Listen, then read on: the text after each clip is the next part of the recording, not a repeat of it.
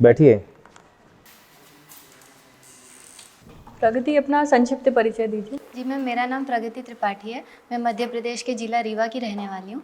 मैंने अपना graduation mechanical engineering से कंप्लीट किया है तथा मैं वर्तमान में लोक सेवा आयोग की परीक्षा की तैयारी कर रही हूँ।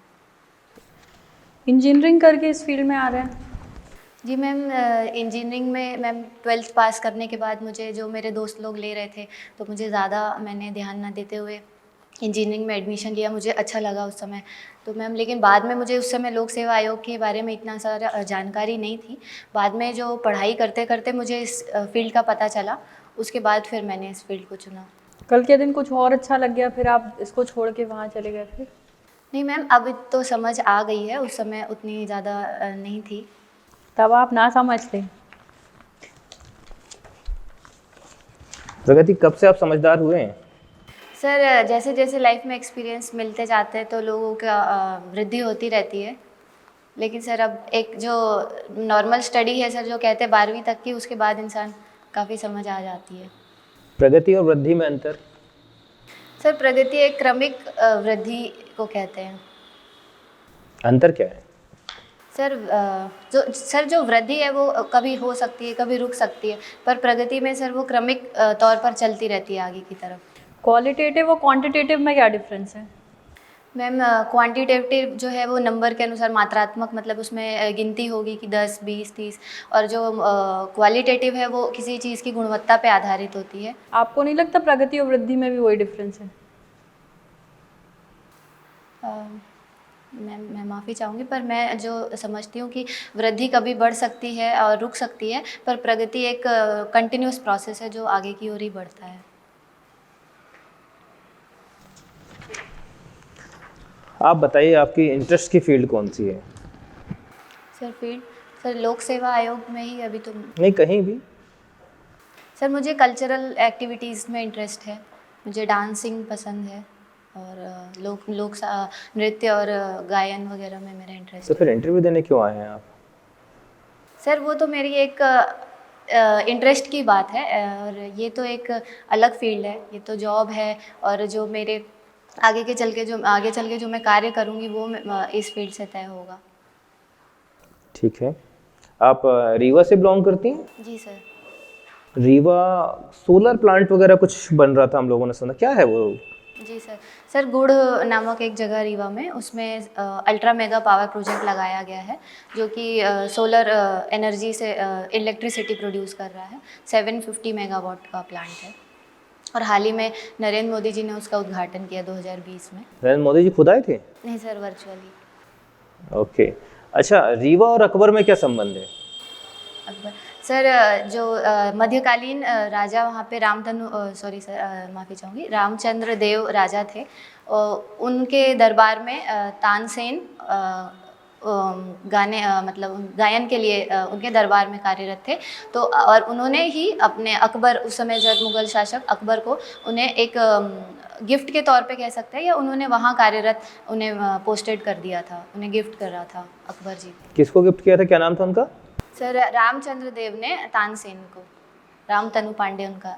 रीवा में ही आप रहे हैं प्रॉपरली? सर, मेरे पापा इंडियन एयरफोर्स में थे, तो हम लोगों का ट्रांसफ़र, मतलब मैं फादर के साथ थी तो ट्रांसफ़र इधर उधर होता रहता था, पर बाकी टाइम आना जाना रीवा लगा रहता। चलिए, अच्छा, फोर्सेस की बात आई तो तीनों में से सबसे ज़्यादा इम्पोर्टेंट फोर्स कौन सी है? सर, इम्पोर्टेंस तो सर सबकी अलग अलग है। डिफेंस फोर्सेस में आर्मी का अलग एरिया है, एयरफोर्स का अलग है, नेवी का अलग है, तो सर ऐसे एक इम्पोर्टेंस तो नहीं बोल सकते। एयरफोर्स की इम्पोर्टेंस बता दें। आजकल तो एक ही फोर्स रखी जाए और सब काम कर सकते हैं, टेक्नोलॉजी इतनी अपडेट हो गई है, फिर अलग से विंग की क्या ज़रूरत है?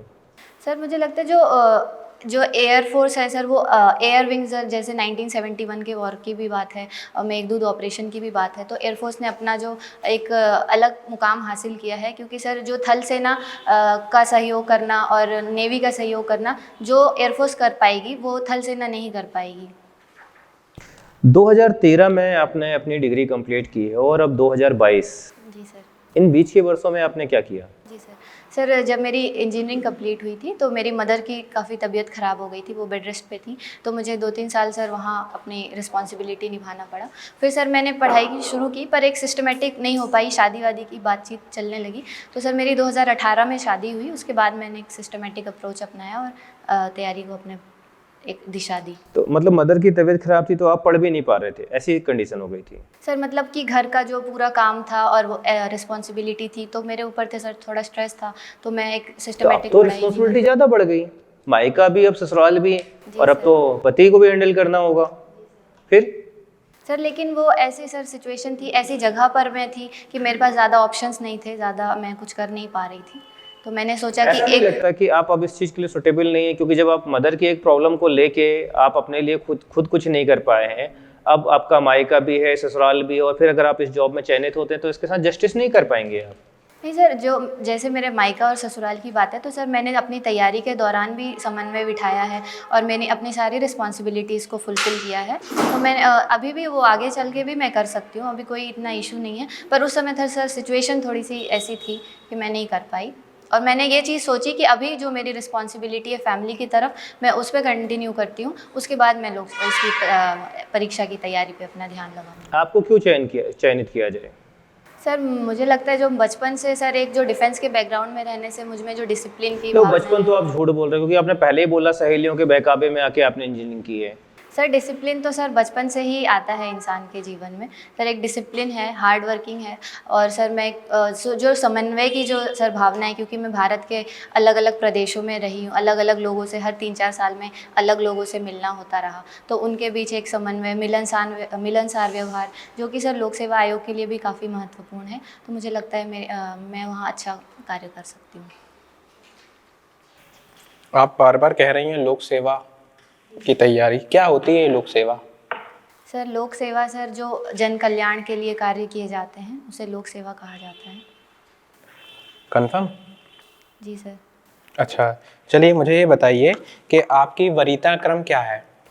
सर डिप्टी कलेक्टर, फिर सर डीएसपी, उसके बाद सर एडी शिक्षा में।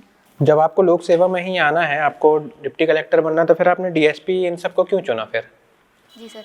सर ये सारी पोस्ट मध्य प्रदेश लोक सेवा आयोग की तरफ से ही दी जाती हैं, तो सर मुझे लगता है बेहतर तो हर पोस्ट में, अगर मैं किसी भी पोस्ट में जाती हूँ, मैं अपना 100% देने की चाहत रखती हूँ, पर जो एक क्रम है कि जब डीसी को ज़्यादा एक कह सकते हैं कि सर कार्य क्षेत्र उनका बड़ा है, तो इसलिए सबसे वरीयता में उसे रखा गया है और क्रमशः मैंने इसलिए डीसी, एसडीएम और एसडीओ, इसमें क्या अंतर है? सर जो डिप्टी कलेक्टर हैं, ये मध्य प्रदेश लोक सेवा आयोग के द्वारा चुना गया सबसे बड़ा पद होता है इनके, और सर जो एसडीएम हैं ये डीसी आगे चलकर बनते हैं, पर इनके पास मजिस्ट्रेट पावर और एक्स्ट्रा होती है। Sir SDO sub divisional officer को कहा जाता है, जो एक एरिया में किसी भी फील्ड से रिलेटेड ऑफिसर होते हैं। कुछ एसडीएम के कुछ कार्य बताइए।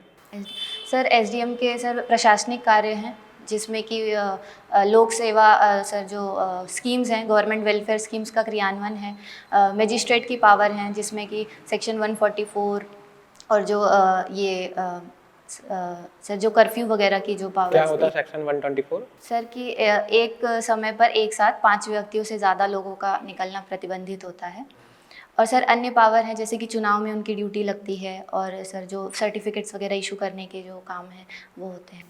अच्छा, चलिए आप मान लीजिए आपको किसी क्षेत्र का एसडीएम बनाया गया है, और आप जैसे कि अभी जान रही हैं कि कोरोना का दौर चल रहा है, और आपको सरकार से सख्त निर्देश है कि आपके क्षेत्र में इन केस को रोकना है जो बढ़ रहे हैं, तो आप इसके लिए क्या प्रावधान करेंगे, किस तरह से, जबकि आप जान रहे हैं कि आपका ऐसा एरिया है कि जहां आप इनको रोक नहीं सकते हैं, फिर आप क्या करेंगे?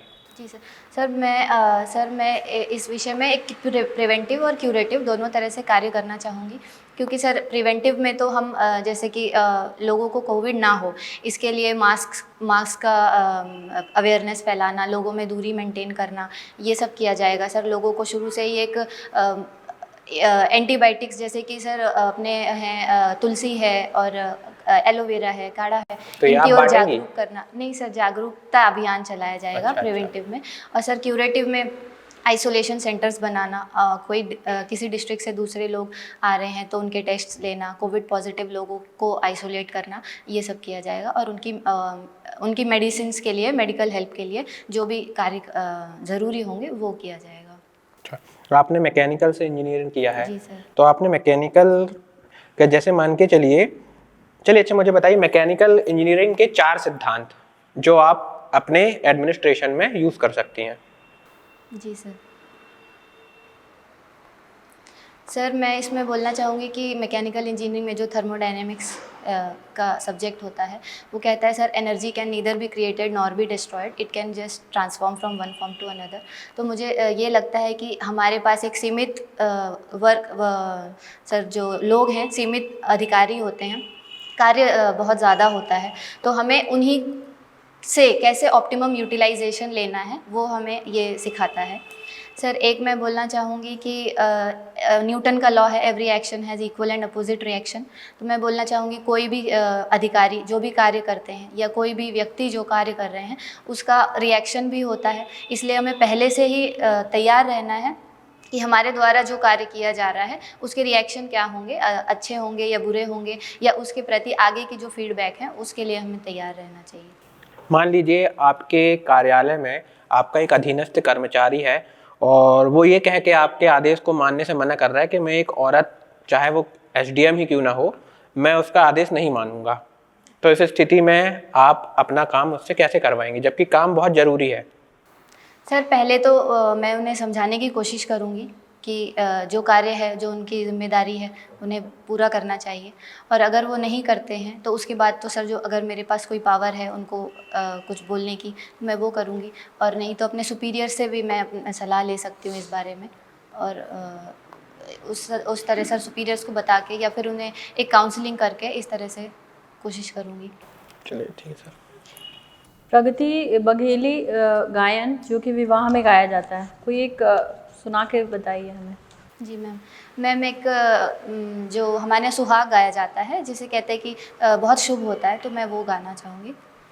अरे आबा चली सखियाँ शिव शंकर जी के मंदिर हो, गौरा जी से मांगब वरदान, रानी के सोहगवा अरे पहिला वरदान, मंगबे माथे के सिंदूरा अरे सिंदूराय अमर होई जाए, रानी के सोहगवा। चलो बहुत बढ़िया गाते हो आप तो। एक आध विदाई का भी गा दो जरा, उसमें भी देख लें। ये तो याद करके आ गए होगे आप। नहीं सर, हमारे सर बघेलखंड का विवाह काफ़ी लंबा होता है, अलग अलग चीज़ों में अलग अलग गायन होते हैं, तो मैं विदाई का भी गा देती हूँ। आंगना के फूल बेटी आज होई गे पराई हो कि, आज होई गे पराई हो कि, छोड़िया अपन देश बेटी जाई परदेस हो, छोड़िया अपन माया बाबुल छोड़िया अपन देश हो कि, छोड़िया अपन संगी साथी जाई परदेस हो। चलो ठीक है, बहुत बढ़िया। अच्छा, हिंदू कल्चर में कितने प्रकार के विवाह होते हैं? सर मैं अभी रिकॉल नहीं कर पा रही हूँ। पारिवारिक मूल्य क्या होते हैं? सर पारिवारिक मूल्य जो बचपन से एक परिवार अपने बच्चों को सिखाते हैं कि अच्छाई के प्रति उनकी क्या जिम्मेदारी है, उन्हें पारिवारिक मूल्य कह सकते हैं। सर इसके अंदर बहुत सारे सर हमारे संस्कारों को भी जोड़ा जाता है, पर मूल्य में सर जैसे कि डिसिप्लिन है, हार्ड वर्क का है, हमारे 16 संस्कारों से विवाह किस नंबर का संस्कार है? सॉरी सर, मैं माफ़ी चाहूँगी, मुझे याद नहीं। चलो ठीक है प्रगति, कुछ पूछेंगे मैम? Sir thank you.